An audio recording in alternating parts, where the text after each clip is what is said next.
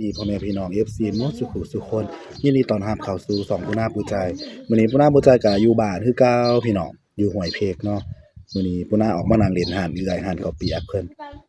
มานั่งเล่นนำมาสิพากันเฮ็ดตำส้มหรือว่าซื้อขี้เหล้ามานั่งกินโซกันนี่แหละบ่ได้ไปไสมาไสวันที่24 25ก็บุญบ้านปูนาทางศาสนาคริสต์นะฉลองคริสต์มาสเป็นวันเกิดพระเยซูเจ้าจังซี่ล่ะ เดี๋ยวเราสิไปถ่ายเบิ่งมื้อวันที่24 25เนาะ24เพิ่นสิมีศิลปะอยู่บ้านแล้วก็มีแลกรางวัลจกของรางวัลจกสลากแลกของขวัญจังซี้นะผู้น่าว่าสิลงขายเบียร์อยู่หั่นไปอุดหนุนแหน่เด้อถ้ามานั่งเล่นอยู่หาดเอื้อยเนาะแล้วก็สิถ่ายร้านข้าวเปียกเพิ่นให้เบิ่งตัดภาพมาตอนนี้เนาะพี่น้องผู้น่าก็ออกมาถ่ายทางเขาเนาะเขา4แยกมาก็แม่นเลย4แยกเข้ามานิดนึงไกลหาดปิงหมูแม็กมิวเข้ามาหน่อยนึงก็แม่นหาดข้าวเปียกเพิ่นเนาะนี่เนาะเพิ่นขายน้ำอ้อยขายขนมเขาวหยังนำเนาะแล้วก็มีหลายอย่างสบายดีแล้วเจ้าของหาดก็งามๆแล้วห่าสบายดีซะแม่ขายดีอยู่บ่มื้อนี้ ขายดีอยู่คนเลยขาย เทข้าวเปียกหยังก็ข้าวเปียกไก่บ่ ไก่ ข้าวเปียกไก่เฟอเนาะ ฟื้อไก่ แล้วงามแล้วเจ้าของหาดขายดีผมก็บ่ได้ออกมาเล่นเพิ่นหลายมื้อเลยเด้เพิ่นก็สิมีไข่ขายเนาะไข่ดูขนมข้าวต้มเพิ่นน้ำมูน้ำอ้อยน้ำบานคือเหาะอยู่ว่าเขาบ่ได้มาเล่นน้ำเจ้าหลายมื้อ หอแล้วเนาะ คิดว่าเขาเมื่อถ่ายปลาดอกบ่ สั่งควมเขาไปหาอยู่ บ่เห็นมาถ่ายคลิปถ่ายหยังเนาะ แม่น 2-3 มื้อได้บ่ได้ลงคลิปนี่เนาะคือหาดข้าวเปียกเพิ่นเนาะบ่อนเราเฮ็ดครัวเราก็ไปตะนั่งเด้แล้วก็หาดเนาะหลายอย่างโอ้เสียงรถกันไปกันมาอุดหนุนเพิ่นเด้อข้าวเปียกแซ่บเนาะ มาดูเปียกซอยนี่เด้อดอกเด้อ โอ้เสียงรถเนาะในบ้านเฮามื้อไรบุญบ้านหั่นจะก็อยู่ห้วยเพชรกันต่อเนาะบ้านผัวบ่อยู่ห้วยเพชร บัว มื้อไรบุญบ้านหั่นเบาเลยติ มาดีสหาเด้อบุญบานเด้อ เซาซีเขามีอันนั้นเนาะมีศิลปะมาเบิ่งมีอิหยังก็มีจกสลัดเนาะ แม่น ผู้น่าก็สิลงไปขายเบียร์อยู่หั่นแหละให้เพิ่นมาซื้อซอยฝากเด้อฝากติดตามผู้น่าหน่อยติ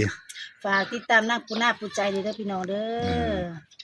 อ เด้อไผไกลไปกันมาเล่นน้ำผู้น่าก็มาอุดหนุนเพิ่นเด้อหาดข้าวเปียกเพิ่นนั่นน่ะนี่แหละถามว่าตอนนี้เนาะพี่น้องผู้น่าก็มาเล่นเฮือนเอื้อยสิมาตำข้าวปุ้นแซ่บๆกินอยู่หั่นเพิ่นมานั่งเล่นแล้วเราก็สิไปไสออกจากห้างข้าวเปียกก็เลยว่ามุ้ยผู้ใดอยู่นำมุ้ยให้อันนี้ไปซื้อก็เลยออกมาเล่นเฮือนเอื้อยก็เลยมาตำข้าวปุ้นสู่กินนะจ้าตำข้าวปุ้นแซ่บ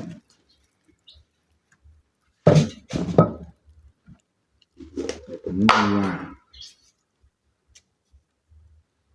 ได้สับหลาย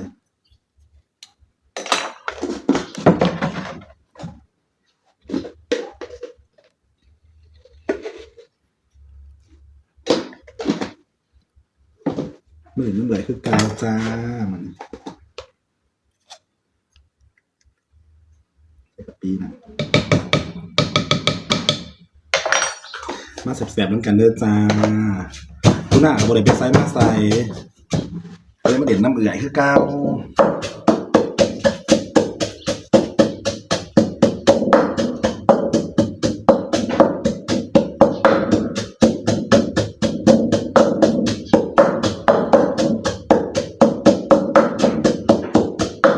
พอเริ่มแม่สื่อแคบหมูเนาะ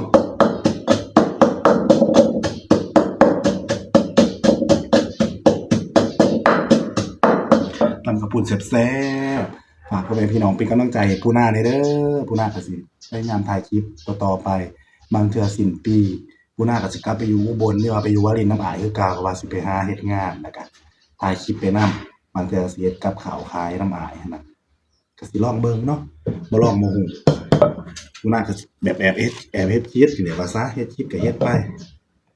ที่ผู้เบิ่งผู้หยังที่สำคัญก็แม่นกดติดตามให้ผู้น่าแน่แล้วก็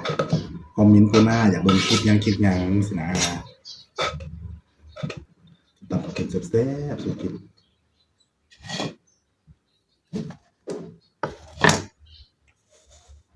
บักนาวิวว่ะดูงานเอื่อยที่ก้าวผมมารบกวนเอื่อยอีกเมื่อนึงเลยปลาแหลมก็ไม่ได้ใส่ปลาแหลมนะครับปลาแหลมหอม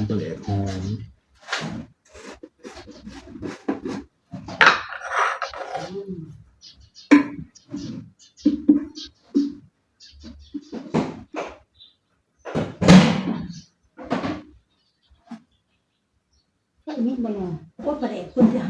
มันเป็นยังไงใจเป็นตัวเสร็จ นะ ใจตัวนี้ยังหอมบ่ บ่บ่ ประเด็กเสร็จประเด็กบะให้เองตัวนี้เด็กเสร็จปลาจะน้อย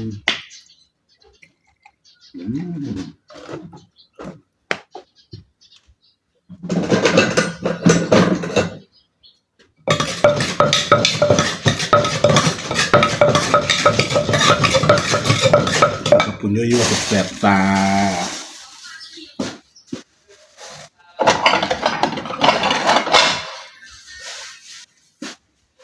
หอมปีกอะไรนี่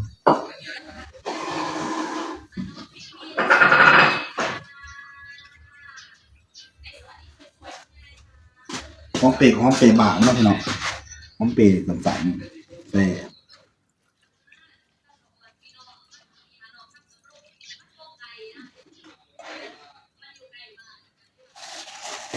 แซ่บยั่วๆจ้า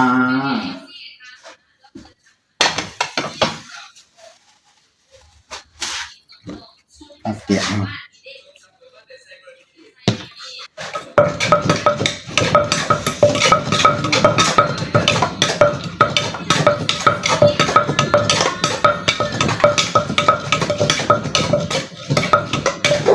ว้าวพี่น้องได้หนักสักสี่แล้วเนาะ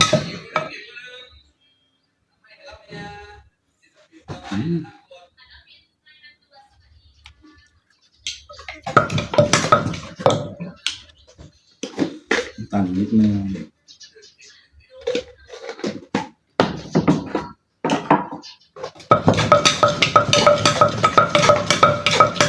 มาแสบๆน้ำกันเด้อจ้ายั่วๆ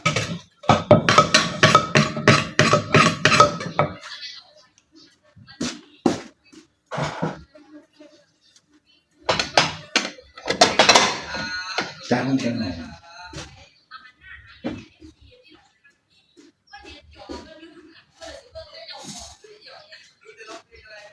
แกงนี่บอกมา การได้การ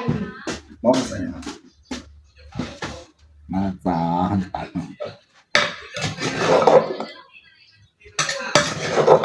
ตำกับปูนสูตรผู้น่าผู้ใจอีกแล้วพี่น้องยั่ว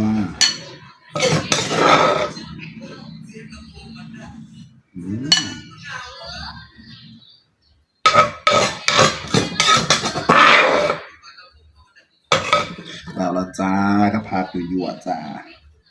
เราจะไปกินน้ำกันเลยพี่น้องมาตอนนี้พี่น้องเข้ากับตำแล้วจ้ามาแสบๆน้ำกันเลยพี่น้องอยู่เงินใหญ่คือเก่าโอ้ยพาแบบแสบ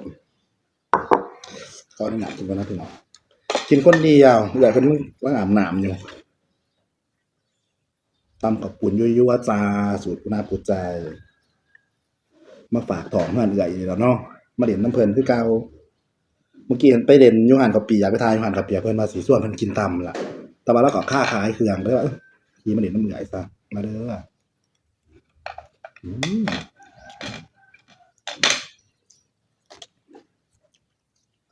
ผักสมิน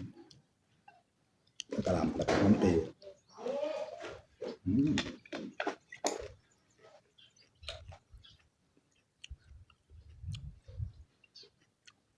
วแซ่บๆแล้วจ้า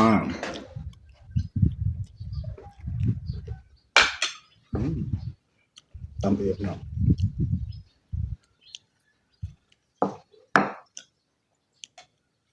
ก็จะไปไซน์เนอกแต่ละเมืองว่านกับบริษัทพายคลิปไปถ่ายรูปอยู่คาเฟ่กำลังเห็นคาเฟ่ไปจิบกาแฟเบาๆอ่ะ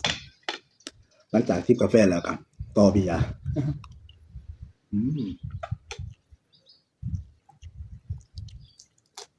แล้วก็เก็บส่วนละเอียดต้องห้องเปรี้ยวบาท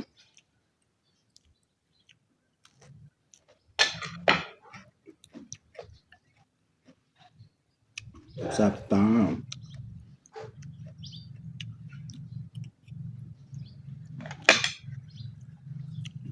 วิธีเศร้าสี่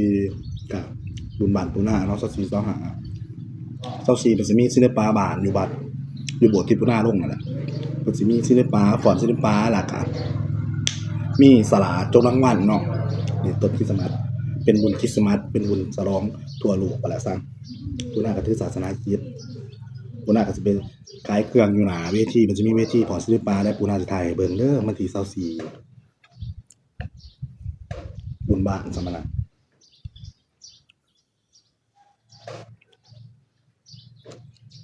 อืม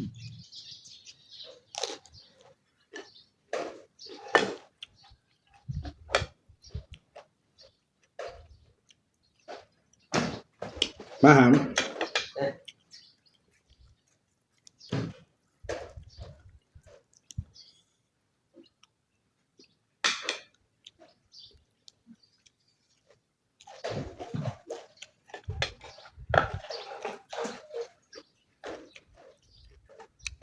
ผักกับผักใหม่ๆด้วยเนาะ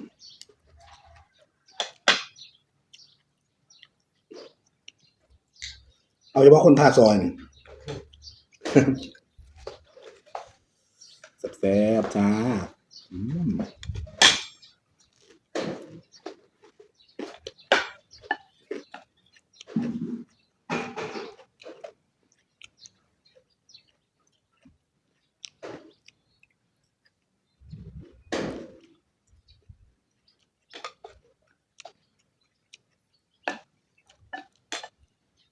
ทำเองแซ่บเอง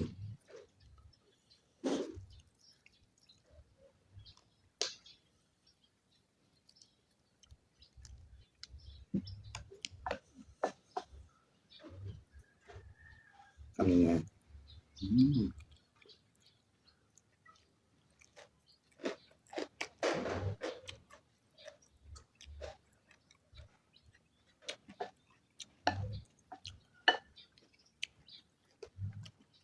ฝากเบิ่งคลิปปูนาเลยเด้อติดตามปูนาหลายๆเด้อพี่น้องกำลังหาเฮ็ดแอบเฮ็ดบางเทื่อกระทายสั่นบางเทื่อกระทายหน่อยเกินไปแต่ว่าสิเปิดห้างก็บ่ทันได้เปิดจักเทื่อบ่ทันมีห้างบางเทื่อก็สิได้กลับมาอยู่อุบลคืนนั่นล่ะพี่น้องบางเทื่อสิไปเฮ็ดงานหรือว่าไปซอยงานอ้ายแล้วก็เฮ็ดกับข้าวกับน้ำเพิ่นแล้วก็อยู่น้ำเพิ่นนั่นแหละซะแล้วก็สิถ่ายคลิปถ่ายหยังไปนำจ้ะอืม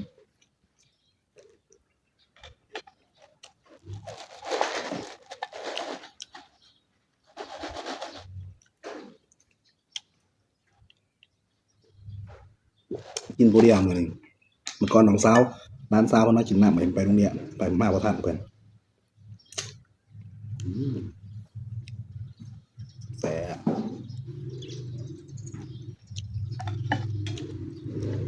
ปูนาก็จะขออนุญาตกินก่อนเนาะพี่น้อง คลิปนี้ปูนาจะเอาไว้สำหรับก่อนฝากพ่อแม่พี่น้องเป็นกำลังใจให้ปูนาในเด้อฝากติดตามปูนาในไลน์เด้อเดี๋ยวพอกันในคลิปหน้าสบายดีบ๊ายบาย